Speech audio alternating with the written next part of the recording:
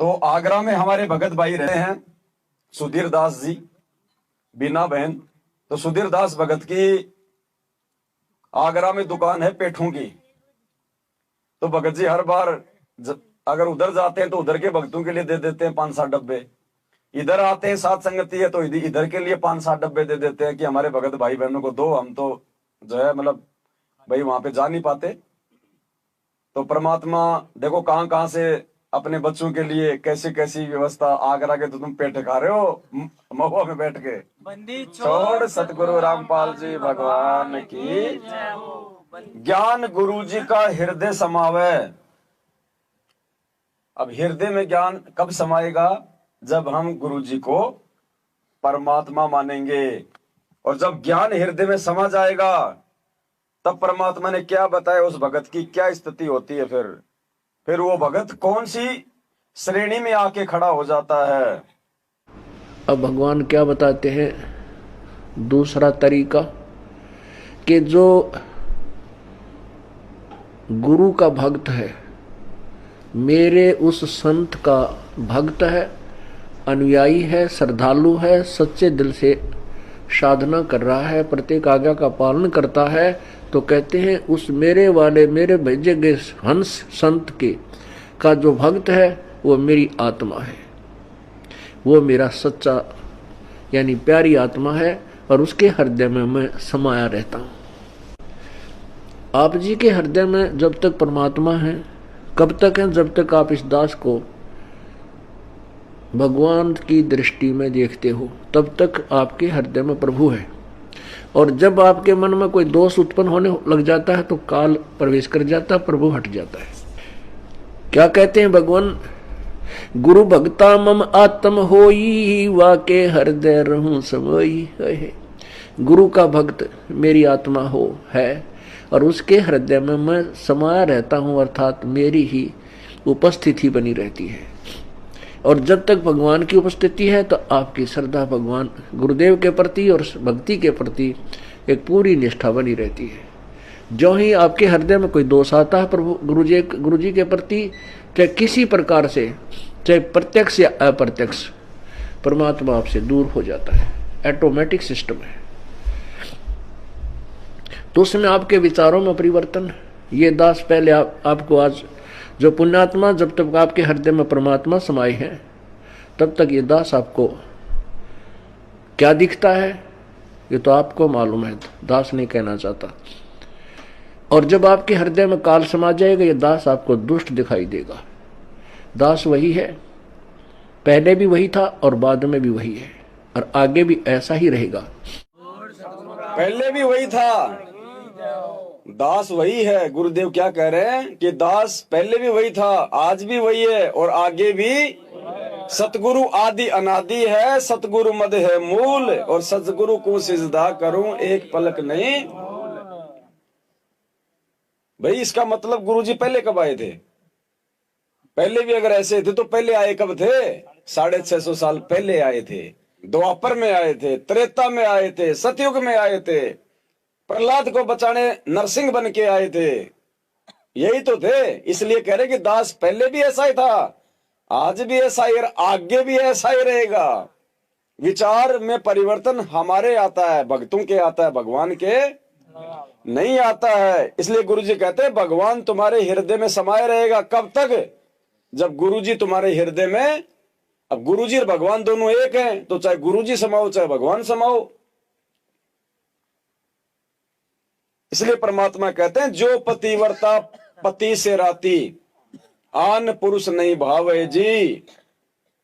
एक शब्द बनवाया था ना परमात्मा ने, जो पतिव्रता पति से राती, आन पुरुष नहीं भावे जी। जो पतिव्रता पति से राती, आन पुरुष नहीं भावे जी। सत्य सेवक के घर और घट में, गोविंद नहीं समावे जी। सत्य सेवक के गोविंद नहीं समावे जी। क्यों नहीं समाएगा गोविंद? गुरु ही गोविंद गुरु ही पूजा, सब सद ग्रंथों का सार, चरण में रखना जी, भोग लगाऊं महिमा गाऊं, सतगुरु से करूं अरे चरण में। इसलिए ये गुरु और गोविंद दोनों एक ही हैं। अब देखो बहुत सारे उदाहरण दिए परमात्मा ने अपने समर्थता के, और फिर परमात्मा खुद ही उन बातों का, उन घटनाओं का अपने सत्संगों में जिक्र करते हैं जानबूझ के, बाकी लोगों को विश्वास दिलाने के लिए कि सतगुरु कौन है। एक बार परमात्मा ने बताया कि हरियाणा की एक बहन थी और उसके घर से गहने चोरी हो गई। तो अब आपस में वो शकबाजी तो हो ही जाती है परिवार में। तो वो बहन और उसकी वो पुत्र वधू दोनों आश्रम में गई और उन्होंने जाके सारी बातें गुरुजी को बताई। तो गुरुजी ने कहा कि बेटी देख, अगर गुरु वचन में चलेगी तो तेरे गहने कहीं नहीं जाएंगे। और हर जगह देख चुकी वो, सब 2-2 3-3 बार देख चुकी। जब जाके गुरुजी के सामने बात बताई तो अंतर्यामी परमात्मा ने कहा कि बेटी तेरे गहने कहीं नहीं जाएंगे अगर तू मेरी बात मानेगी तो, अगर मेरे वचन पे चलेगी तो। बोले जी क्या? बोलो तू किसी के ऊपर कोई शक मत करना, तू भगत है, शक मत करना। कबीरा आप ठगाइए और न ठगिए कोई, आप ठगाई सुख होत है और ठगे, कि तू किसी पे जो है शक मत करना। तेरा शक अगर गलत निकल गया तो तू परमात्मा की दोषी हो जाएगी। तो भगत का काम शक करने का, भगत का गुण है विश्वास करने का। तू किसी का नाम मत लेना, किसी पे तू शक मत करना, और तेरे गहने कहीं नहीं जाएंगे। बोले गुरुजी जो आपकी आज्ञा, गहने गए तो गए गुरुजी, मैं किसी पे कोई शक नहीं करूंगी। 2-3 दिन सत्संग सुन के घर पे वापस आ गई। वापस आई तो ऐसे ही देख रही थी वो। अब देखी तो वो पोटली की पोटली गहनों की ऐसे की ऐसे वहां मिल गई। अगली बार वो तो खुशी से झूमती झूमती आश्रम में गई। अब ये सत्संग सुनना आप सतगुरुदेव जी के मुख कमल से, मतलब गहने सतगुरुदेव जी कह रहे कि गहने तो चोरी हो चुके थे, लेकिन उस बेटी ने बात मानी और वापस गहने मिल गए। यानी परमात्मा ने नए पैदा कर दिए। वो तो चोरी हो चुके थे, झगड़ा होना था, लड़ाई होनी थी, मुकदमे होने थे, लेकिन परमात्मा ने उसको कहा कि अगर मेरे वचन पे चलेगी, किसी पे शक नहीं करेगी, तेरे गहने कहीं नहीं जाएंगे, वही मिल जाएंगे। फिर परमात्मा ने बताया कि गहने तो जा चुके थे, चोरी हो चुके थे, लेकिन फिर वही मिल गए गहने। परमात्मा ने नए गहने पैदा कर दिए उस परिवार को झगड़े से बचाने के लिए, और इस घटना के माध्यम से हमारा दृढ़ विश्वास करने के लिए कि धरती पे परमात्मा है।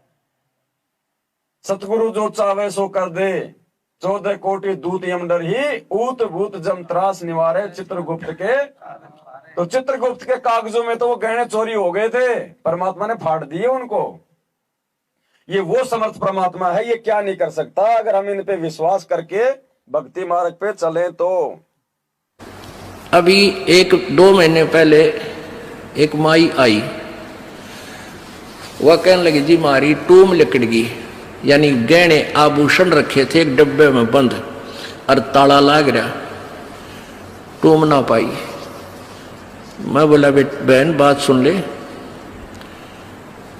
आप किसी का नाम मत लेना घर में, किसी पर शक ना करिए।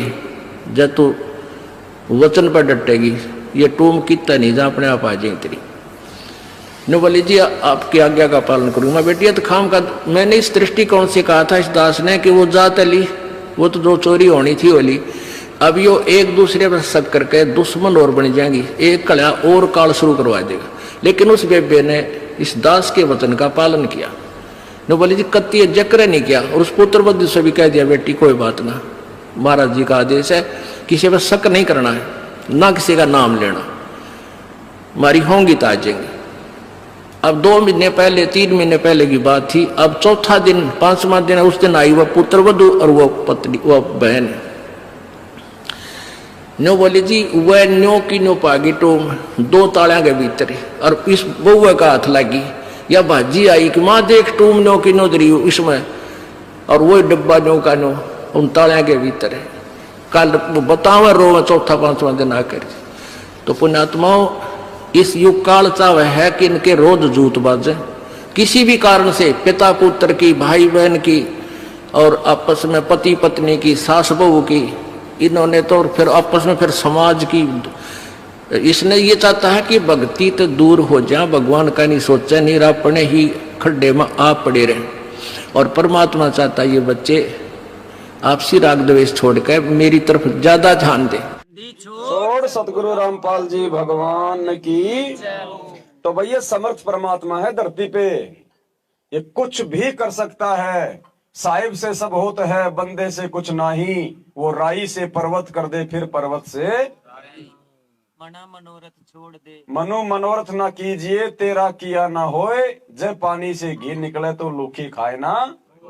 तो ये समर्थ परमात्मा धरती पे है, ये सेकंडों में कुछ भी कर सकता है और करके दिखाया है गुरुदेव ने मुर्दों को जिंदा करके। सतलोक आश्रम बरवाला में जिन्होंने नाम नहीं ले रखा और जिन्होंने सत्संग सुन के मात्र उन पे विश्वास किया, उनके घर में भी परमात्मा ने अनहोनिया कर रखी है। अनहोनिया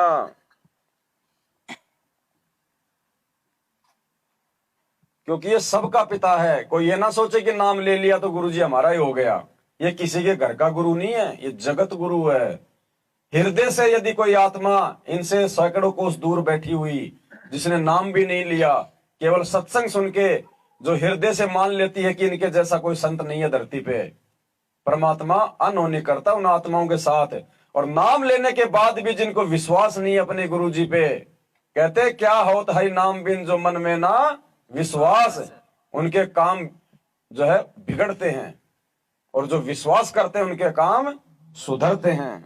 अंत समय जब चले अकेला फिर रोएगा तू कि मेरा कुछ भी नहीं रहा, मेरे साथ कोई चल नहीं रहा, ये क्या बनी। और परमात्मा कहते मैं रोज बताया करता, प्रतिदिन यही सब समझाया करता, तेरा साथी कोई नहीं है, तेरा साथी मैं हूं, मुझे तू भूल चुका है। तेरा यहाँ भी जो संस्कार है बच्चों का, परिवार का, माता पिता भाई बहन पति पत्नी का, इसने भी मैं सेट करवाऊंगा, थोड़ा सुलझेड़ा करवाऊंगा, तुम्हारा इस संस्कार को ढंग से निमटवा दूंगा सबका जो मेरी शरण में आगे, और फिर सारा न मोक्ष कर दूंगा। अब कहते हैं कह कबीर शरण गह मेरी वो रक्षा जल थल की। दास ने आपको एक दिन और बताया था, एक माई अपने दोते को लिए खड़ी यहां मिलने के लिए, 1.5 महीना हो गया और वो लड़का होगा ज्यादा से ज्यादा 1 वर्ष का 1.5 वर्ष का। वो क्या बता रही थी कि एक बड़ा बाल्टी थी, उस बाल्टी में चढ़ गया, नो मतलब बच्चा चढ़ता चढ़ता भरी थी पानी बाल्टी की, मुंह मुंह गिर गया। और हम कहीं बातें कर रहे थे, काम कर रहे थे। 4 घंटे के बाद वो बच्चा संभाला मरा पाया। मेरा जो दामाद और मेरी बेटी सत्संग सुना करते, आपका नाम नहीं ले रहे थे, और उसमें भक्तों के चमत्कार ऐसी ऐसी लीला सुनकर वो गदगद हो रहे थे कि भाई। तो उस दिन उसके पिता ने यह पुकार करी थी, अगर भगवान जब सब कह रहे हैं और धरती पर भगवान है तो आज मेरा बालक जिंदा हो जाए। टक्कर मारी और 4 घंटे पानी में मुंह पर बालक कदस मतलब है निबोड़ के सांस आ जाए। और काफी देर वो बाहर भी रख लिया था। जब वो उसका पिता आया, जब उसने ये पुकार करी, 2 सेकंड में बच्चे ने हिचकी ली और ऐसे आंख खुल गई। बोल सतगुरुदेव के।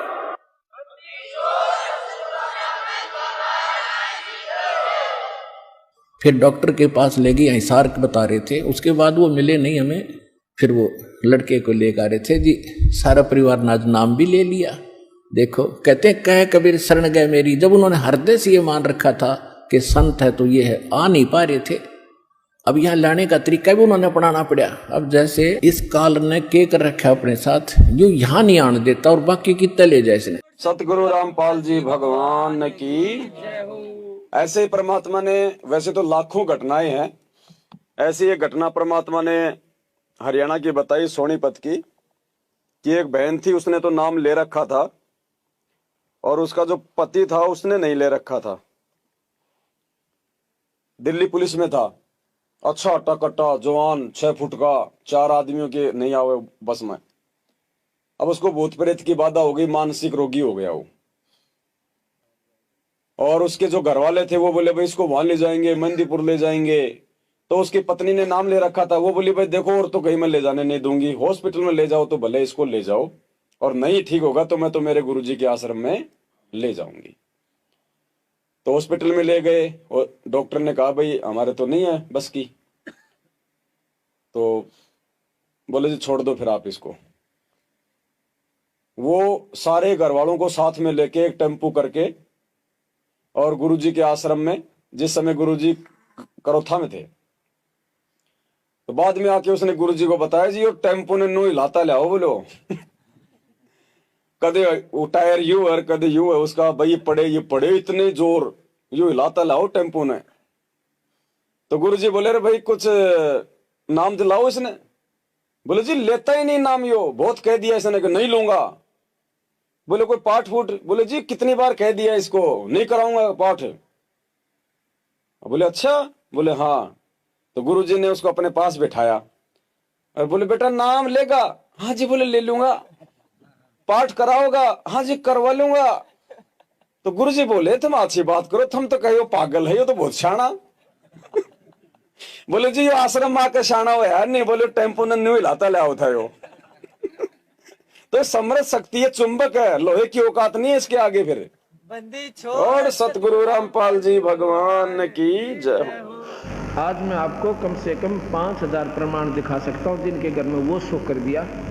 और केवल एक नाम आशीर्वाद से भी हो सकता, पर हम आशीर्वाद से नहीं करते, हम इसको राम नाम पर जोड़ते हैं पहले, ताकि आने वाले और सदा के संकट कट जाए, 84 छूट जाए। ऐसे भी हमारे पास प्रमाण है, केवल हाथ रखने तक वो स्वस्थ हो गए, पर ये हम नहीं करते। इधर मालचा हरसाना गांव है और यहाँ पर हरसाना की एक बेबे भी बैठी हुआ पट्टी बंधवारी।